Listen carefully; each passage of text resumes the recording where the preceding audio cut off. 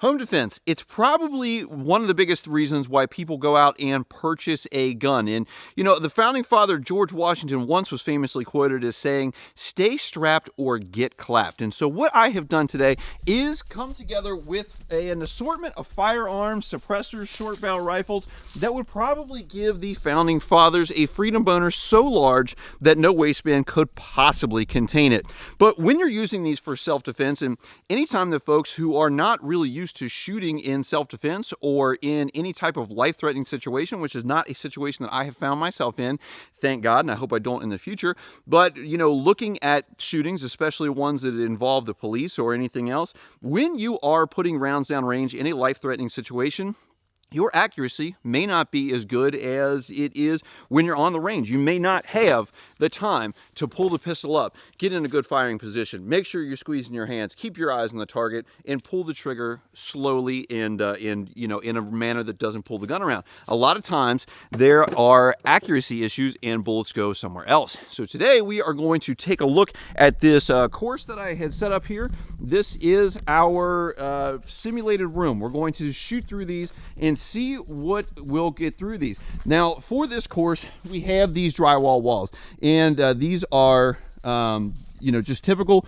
2x4 half-inch drywall on here, 16 on center, and this one back here is a half-inch drywall, again 16 on center, with a OSB backer here that would simulate the outside of the wall. But also inside of here is R13 insulation. It's installed, it's stapled, it's probably built better than the building that you're standing in. And the thing that makes this different than any of the other setups that I've seen on YouTube is they typically just shoot through a bunch of layers of drywall, and that really doesn't reflect how a house is built in any place that I've ever been to. When I was looking to start this video, I looked at my place and I said, I have, you know, usually one interior wall and then an exterior wall between me and my neighbor's house. So if I were to take a shot and miss, how much would it go through? Would it turn my neighbor's house into Swiss cheese? Would it turn their dog or them into Swiss cheese? And so that's what we're going to find out today is, in a regular house, will different bullets go all the way through to the exterior with typical construction? Let's get started with America's favorite, the AR15, and we're going to try to do this all in one shot, and I don't know how that's going to work, but be sure to subscribe and like, as the things say, because the sponsor of this channel is viewers like you. This is like NPR. But first up, we have the AR15. We have 3 different bullet weights in here. We have a 55 grain, a 62 M855, and a 77 grain TMK bullet that has it's a hollow tip, but it's got a plastic tip on it. And a lot of times what I hear with these is they'll just shatter immediately when they hit drywall. We're going to see what happens with that. We'll go kind of down the target and take a look after that. So 55 grain, let's see if I'm in the frame, 55 grain, 62 and 77.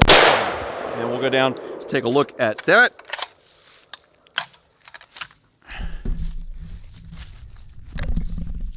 So, you know, we got our 3 hits on there. When we come out of the back here, traveling pretty good. There's a 4th one down there. It's a test shot I took. This one up here will be our 55. This one right here will be our 62, and they actually look like they're pretty unstable, to be honest with you. And then way down there at the bottom is our 77. No problems going through there, and 3 blowouts on the backside of this barrier here. And so the idea that a AR-15 bullet just absolutely explodes when it hits drywall, that's not happening. It's going straight through. And although the 68 or the 62 grain M855, that one did look like it got pretty darn unstable. They all went through. It wasn't really that big a deal. Doing the one-shot thing just isn't going to work with just one person filming here. AK47, just your typical full metal jacket, wolf rounds. I think they're like 124 grain, something like that. I expect this to just go absolutely flying through this thing, but we'll give it a shot here and go take a look and see if there's any chance that it didn't go absolutely just flying through. This is where our AK went in. This is where it came out. Unlike the 5.56s that started to tumble, you know, pretty much immediately, this thing is still just going strong shoots straight through, and you know, no problem coming out the back. No surprises there. Let's see if the 300 Blackout does any better. We have two different bullets for our 300 Blackout. One is your typical full metal jacket. That's your just, you know, standard 300 Blackout. The other is an open tip semi-auto. I just have them stacked in here, so it's the full strength one and then the subsonic underneath that. We are running the hybrid 46 suppressor on the Palmetto State 300 Blackout SBR, and we'll see if this has any better luck not going all the way through. Maybe the open point will do better. I don't know. But here we go. That's a full strength one. I saw the wood fly, and I saw the wood fly on that one too, but we'll take a look. So we have our 300 Supersonic, our 300 Blackout Subsonic, and notice they have the same size holes, the AK, because they're the same size bullet. On the backside, really no surprises here. When you get here to the second layer, this is our Supersonic, this is our Subsonic, and you know, this had an open tip on it, and it looks just like that on the way out. Now this one down here is actually our 62 grain 5.56, and it has a more gnarly hole because it started tumbling somewhere between here and here, which is about 15 feet. And so far, you're pretty much going to be eating up your neighbor's house with bullets if you happen to miss the target that you're hitting. Maybe even if you do hit the target and it just continues to go right through with one of these 30 caliber bullets. The last rifle that I want to try is our Henry repeating. This is 22 long rifle, lever action, pretty cool little gun. We'll see if it can stop a 22, and I'm using the typical 22. I think they're 40 grain bullets, but they have an open tip to them. I'll show you some more when we get to the pistol. And right there on the C on subscribe, which is what I want you to do, we'll go take a look. So for our final rifle target, we put the 22 right there. Looks pretty similar to pretty much every other hole that we've had on this thing. It went over here, must have been sort of aiming to the right, nearly hit our 2x4 here. It does look like it's sort of spinning or distorted in some way. And then when it came out the backside here, it cut a pretty gnarly hole in the backside of this. And you know, if you compare this to some of the other ones that we've had, I think that was a 300 Blackout Subsonic with the open tip, and these are, I think, some of our 5.56s. It really did more damage. I assume it's because the front end of that thing opened up and was able to put more energy into that target. Next, we will start looking at some of the pistols, and then finally we'll wrap it up with the 12 gauge shotgun, which I think has the best chance of not going all the way through. Next up, we have your grandfather's Yeet cannon, the 1911. This is a standard GI model, and we have it loaded with some Wolf ball ammunition. I think this is like 230 grains. I honestly can't remember off the top of my head. And then we have some Hornady XTP. This is an open tip bullet. I mean, look at the size of that thing. For a pistol cartridge, it just screams America. We'll see if this gets stopped by this this target that we have set up, our simulated room here, or if the open tip one does any better or just causes more damage. So let's give this a shot.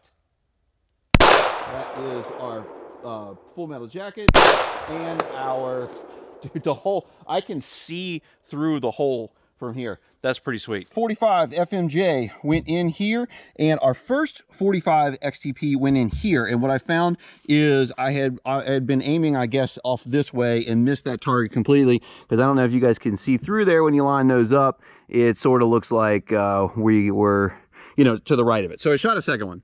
This is our second 45 XTP, and if we line it up, you can see easily that it went all the way through. And then these are pretty cool that you can see all the way through with these giant 45 bullets. On the other side here, really not much different. You can actually tell the 45s are bigger than the other ones. When we get down to here, this is our 45 FMJ. This is our second shot with our 45 XTP. And this one kind of left a jaggeder hole. I don't really know which one down here is the 45, but the moral of the story is it still went all the way through, and nothing has stopped this yet. How about a 40 caliber out of a Glock 23? We got just a blunt nose bullet there, and we have a Federal Hydra Shock down below that. It's an open tip type of bullet. We'll see if any of these will stop it. Let's see if we can find a spot that hasn't been shot at yet. There, I think that one hit both of them, and we'll put one right there in the middle of the eye, and that should be our Hydra Shock, and it looks like that also was able to hit both targets. As you may have suspected, we've blown completely through the target again. I'll just show you this. This is our typical 40. This is the Hydra Shock. On the backside, not much difference than the rest of the shots there. When we come to here, this is the Full Metal Jacket. This is the HydroShock. On the backside, I don't even really think I got time to expand even between these two targets here. Let's take a look at the 9mm. This is a SIG P365. Neat little gun, can hold 10 in this little tiny frame and magazine. Again, we have it loaded up with just typical FMJ ammo. I think it's 124 grain. And then we have some 115 grain SIG EDC 365 V crowns. These are an open tip bullet, and along with the AR15, a 9mm pistol is probably one of the most common guns for people to have at home. So let's see if this stops, if the targets can stop any of these, if you would happen to miss in a critical situation. Let's see if we can put some, see if I can put one right next to the R. Looks like I put it right in the R, and we'll try to go just a little bit lower with our, I don't even know where that one went. We got our 9mm FMJ there, and we got the 9mm. They're not VMAX, they're V Crown. Easily went through this first layer, not much difference from all the rest of them. When we get down to here, this is where it is. It looks like I pulled this one pretty hard to the left and down. But when we get on the other side here, this is our exit hole for the V Crown. One of these is for our Full Metal Jacket. And the moral of the story is that even with expanding tips and a 9mm, we're still just cruising through. It doesn't look like there's really much that is stopping these things, and probably exiting at nearly the same velocity that they went in. Now we're down to the lowly 380. This is a Smith & Wesson M&P Shield 380 EZ, and this is actually a really nice gun. It's very easy to use, and I don't see why there needs to not be guns that are easy to use. The easier the better. Just standard Full Metal Jackets on this one. I don't have any sort of open tips for this gun, but folks say that this doesn't have any punch, and we're about to find out. Let's see if there's a good spot here. I'll try to put this one, let's see, right to the right of the B. And I'll put it right in the center, so I should probably stop calling my shots. Would you be surprised if I told you it just went all the way through with hardly any stopping it whatsoever? 380 right there on the center of the B. Comes out the backside, doesn't look too terribly different from the rest of them.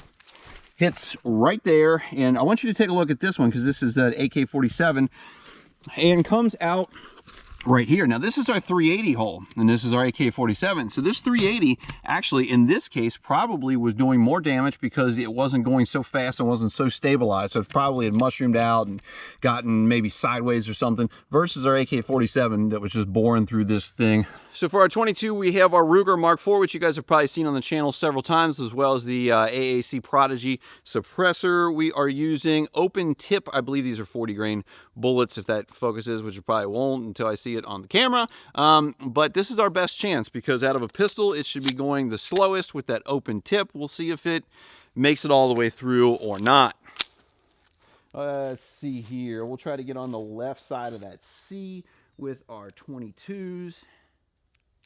I forgot to take the safety off. And we're right on the left side of that C. Let's go down range and see. I heard it fly through the woods already, so it didn't stop it, but let's see what happened. Here it is, our 22 pistol in there, and I want you guys to take a look at these ones too, the 22 rifle and the 45 XTP, because that will kind of come into effect as we get down range here. This is a 22 pistol, 22 rifle, 45 XTP, and on the backside here, this is our 22 pistol, and it actually expanded and was tumbling, and there's some bug attacking me, but it was tumbling pretty well, and it doesn't look that much different than our 45 XTP, and then our 22 rifle over here looks very similar to our 45 XTP as well. The only thing I can think for that is that that 45 just didn't have the chance to release all of its energy in the, time frame between here and there, fully expand and, do anything. Dum Face here nearly forgot one of probably the most popular home defense guns on the planet, which is the 12 gauge. This is a Mossberg 500, and we are going to be shooting two different 2 3/4 loads out of it. One is just your typical federal target load. This is for shooting clay pigeons. It's nothing fancy. The other is double-aught buck. This is also a 2 3/4 federal product, and I think that other than the 22 pistol, that the 12 gauge birdshot has the best chance of not over penetrating. We're going to find out right now.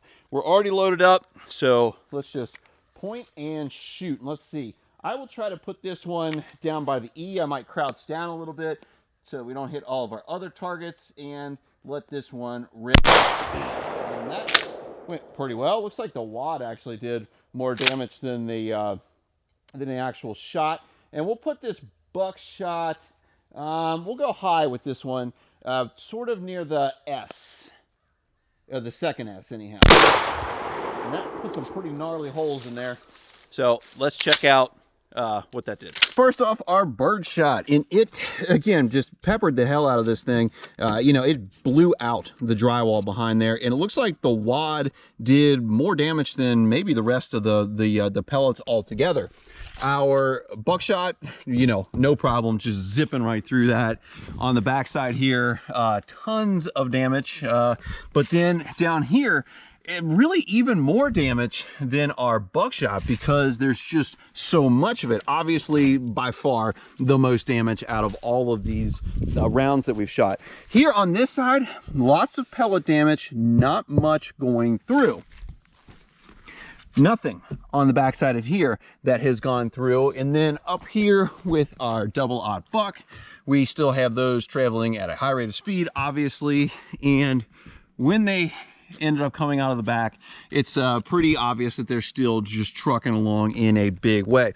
And so I think that what we can see here is that most rounds are going to go all the way through your wall, all the way through the exterior wall, and then probably into your neighbor's house, with the exception of one, that target load 12 gauge birdshot. That was the only thing that didn't overpenetrate the wall really at all. Even the 22 was able to easily go through all of our barriers in what I would consider a normal type of house. If you think about where you live and you think about where you are going to defend from if there is someone there to do you harm, you know, usually from a bedroom or from an upstairs hallway, there's usually probably only one layer of interior drywall, maybe two, maybe you have two rooms if you're in a particular portion of the house, and then an exterior wall. So, you know, if you guys are thinking about what to use for your home defense rounds, and, you know, keep it in mind that a lot of times folks under duress will end up missing, you know, once or twice or more. What is going to happen once those go through your first wall, through your second wall, into the outside? Now, obviously, if your house has a brick or stone or something like that on it, it would probably be a lot better than this. This kind of simulates any type of siding, which is really common on any given house. And we've kind of dispelled some myths about 380 and 22 not having any punch, not being able to go through anything, and the kind of myth that I've heard quite a bit with 223 about essentially just vaporizing or you know, definitely breaking apart when it hits drywall. It does tend to tumble, and it seemed like the M855s tumbled more than the 55 grains or the 77 grain TMK bullets. So guys, if you like this, be sure to hit the like button down below, hit the subscribe button. That really helps me out in the YouTube algorithm, helps out this channel. And you know, again, big thanks to our sponsor, who is nobody but you guys, the viewers at home. And so I appreciate you guys watching, and I will see you on the next one.